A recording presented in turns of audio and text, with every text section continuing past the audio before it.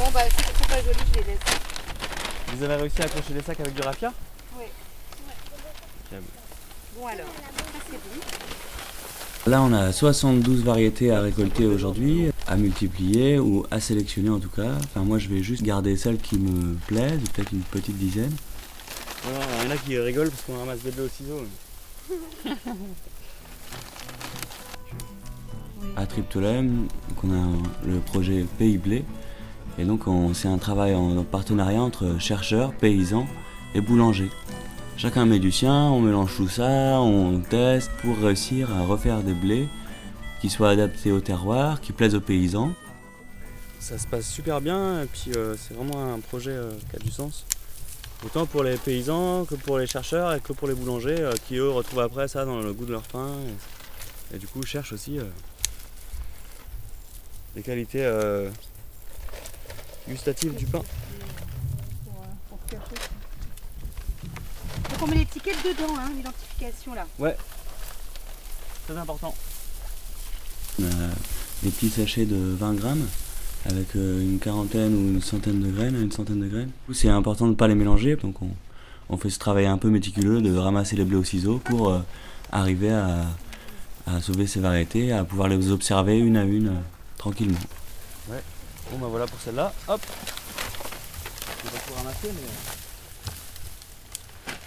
Après-guerre, il y avait une multitude de variétés de blé. Chaque famille avait sa variété, ou chaque village, enfin partout, chacun gardait ses graines et les ressemait, les échangeait avec son voisin. Et donc, avec l'arrivée en fait de l'agriculture moderne, si on veut après-guerre, les tracteurs, l'azote, le rendement, voilà, plusieurs facteurs ont fait que les paysans ont abandonné ces variétés. Et donc, petit à petit, elles ont été remplacées par tous les hybrides modernes qui sont arrivés. Presque tout a disparu quoi. Alors si vous connaissez des petits papis qui gardent une variété de, je sais pas moi, de navet, de melon, de blé, et ben il faut lui dire que son travail est important. Souvent ils ont du mal à l'entendre d'ailleurs après avoir passé toute leur génération à ce qu'on se moque d'eux parce qu'ils gardaient leur variété à eux. C'est notre but, c'est du coup sauver un maximum de variétés issues de populations voilà. pérennes, enfin de variétés stables. Et celui-là c'est quoi là? Et ben c'est un blé de Redon. C'est un type Progress 9, on n'a pas son village là mais normalement il a un nom de village aussi. C'est un chercheur de l'INRA qui avait gardé ça dans les années 60. Il avait vu qu'il y avait une érosion génétique qui était en train de se produire. Et donc il s'est mis à glaner dans le pays de Redon plein de blés différents pour du coup peut-être les sauver. Ou je sais pas si c'était intentionnel ou pas, en tout cas il a fait ce travail. Il en a sauvé plus de 400 dans le pays de Redon, une vingtaine dans le Morbihan, 2 dans les Côtes d'Armor et 1 dans le Finistère. Et voilà, donc on est reparti avec ce travail là et on remultiplie ces blés pour les revoir en champ. L'objectif, c'est qu'il y ait des variétés dans les champs des paysans, qui soient adaptées au terroir, à l'agriculture biologique, et que du coup nos enfants puissent à nouveau continuer ce travail, comme les paysans l'ont fait depuis des générations.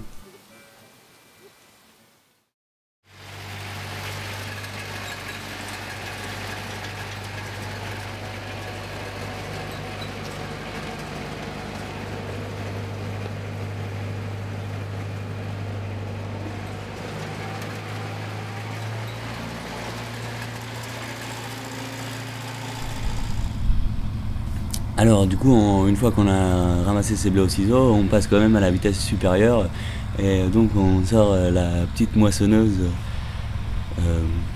ancienne, ou pour des blés anciens, mais qui marche à peu près quand même. Petite moissonneuse donc qui sert à moissonner le blé efficacement quand même, pour pouvoir en faire du pain en quantité et en vivre décemment. Pour l'instant ça se passe bien, c'est plutôt pas mal. Tant qu'il y a du grain qui rentre par là, c'est bon. Quand ça ronronne comme ça là, c'est bien. Et là je fais doucement pour être sûr de récupérer bien tous les grains. Pas abîmer la machine. Voilà, tu dis mamie, il faut bien la...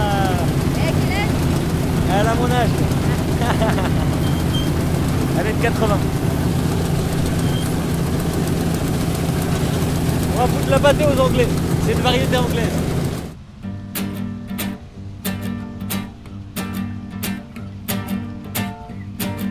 Là, je bats d'une variété que j'ai multipliée depuis 7 ans, là, qui s'appelle du coup Golden Drop. C'est une variété anglaise, une variété de pays anglaise, qui était utilisée par les anciens après-guerre, là, et dès qu'on parle de vieux blé, ils disent ouais, Golden Drop, ça c'était un bon blé et tout. Donc je me suis mis à multiplier ce blé-là en me disant que au moins celui-là, ça devrait tenir.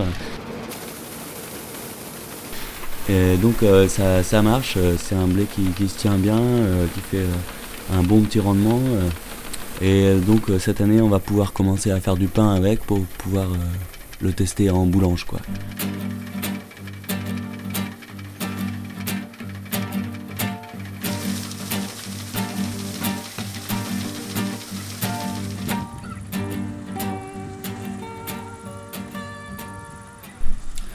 Et donc pour éviter de mélanger les variétés, après avoir fini la première variété de blé, on va dans un petit champ d'avoine pour nettoyer la moissonneuse, pour pas qu'il y ait de mélange de grains entre les variétés de blé.